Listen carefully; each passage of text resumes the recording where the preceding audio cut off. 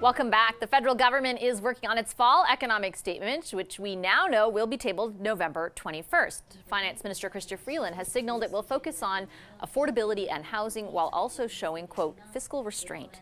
The update comes at a time when the feds continue to face intense domestic pressure to address the cost of living crisis while also dealing with the fiscal pressures of a slowing economy and pandemic spending hangover. It comes as well as the Prime Minister is feeling the heat from his government's carbon pricing policy climb down to pause the federal fuel charge on home heating oil, but not all home heating fuels.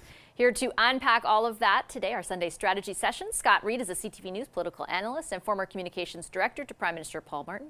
Corey Tonight was Ontario Premier Doug Ford's campaign manager and former director of communications for Prime Minister Stephen Harper. And Tom Mulcair is the former leader of the NDP, as well as a CTV News political analyst. Hi, everybody. Great to see you today. Appreciate making the time. Let's start on the fall economic statement. Scott, this week, the Treasury Board President, Anita Anand, was before the cameras talking about supplementary estimates, which I know is keeping everyone awake this morning, but in essence signaling that there will be $500 million of cuts and here's where they're going to come from.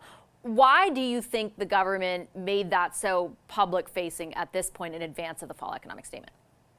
They've made a decision that they want to signal, at least to certain audiences, that they're going to strike a better post-pandemic balance, that they're going to try to integrate some measure of fiscal rectitude into their overall economic plan. I must say, I kind of cock an eyebrow at all of it. I feel like what is fiscal restraint is the Jeopardy question no one is buzzing in for. So I just don't know. I mean, who's going to vote in the next election because they believe that the Liberals are best going to deliver a fiscal hawkish stance?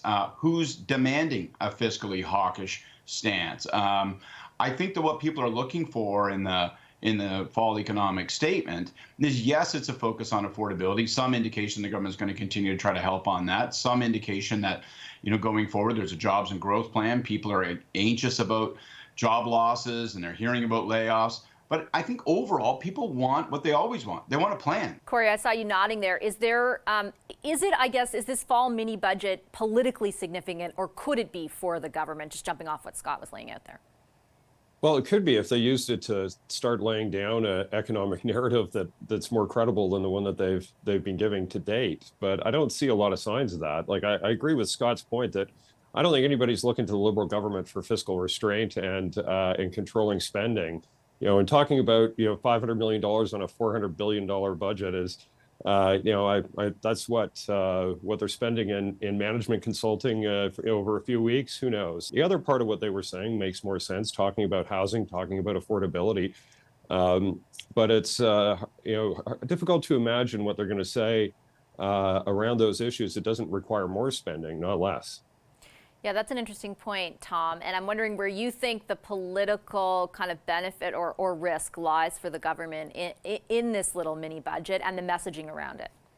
Well, in the last big budget, the problem was, of course, Vashi, they could no longer point to any horizon where they thought they could get to a balanced budget. And of course, the public doesn't spend a lot of time looking at the details of this, but they do want to have a sense that the government knows how to manage. They've seen stories explaining that there's been a massive increase in the public service and the number of people working for the federal government. It doesn't really play out on the ground. So Corey's quite right. I mean, the number that they put up yesterday was about 0.1% of the federal budget, and they're giving themselves big high fives. But the real reason for doing that, I believe, is so that the average Canadian could say, okay, they understand that spending has been a bit out of control on their watch. We want them to be careful. It doesn't mean you're a fiscal hawk. It doesn't mean you're talking austerity. They all want the good stuff that comes with a government that spends a lot of money, like a child care program, like a dental program for kids, the types of things that they can point to in the next campaign and say, by the way, we'll take some of this away from you. I think that that's the narrative that they're trying to set up. Let's talk a little bit, Scott, about the constituency of people who might be feeling a loss of love right now because of that carbon policy climb down. This week, I mean, it's 2 weeks out from the announcement itself. This week saw the premiers unanimously ask the federal government to expand that to include other sources of heat. It also saw the commissioner, the kind of climate watchdog for the parliament, say the plan you have in place now won't get you to your targets by 2030. Is there a way out of this for the Liberals, or do you think they will sustain some permanent political damage from how this has all gone down? Well, I mean, they're insisting that they're going to remain right in the spot they're in, which seems strange to me since that's a bad spot. They had to know they were going to unleash these federal provincial pressures. They had to know they were going to unleash a whole series of pressures upon themselves, including internal pressures within their caucus and within their cabinet, by making this move, by moving on the carbon tax. And let's face it, I think the Environment Commission was really important because there are a lot of Liberals wondering right now in Ottawa, scratching their head and all across the country saying, well, hang on a second. If this is an ineffective policy that also has the virtue of being deeply unpopular, what in hell are we tied to this thing for? It has become the dragging anchor of the SS, Justin Trudeau, and they need to cut anchor on this thing. It does seem, though, Corey, like they are set on remaining in that position. They were very much pointing out what is true, that there isn't a comprehensive plan from the Conservative bench either, but then kind of digging down and saying this works, this will work, at least we're doing this.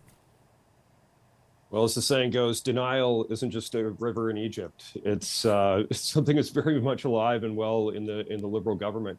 I don't see how it's a sustainable position for them to give an exemption for home heating fuel in one part of the country for nakedly political reasons and not extending that to everyone else, particularly in Ontario and BC, where they need to maintain their seat count if they want to stay in government. And I don't think it's a sustainable position.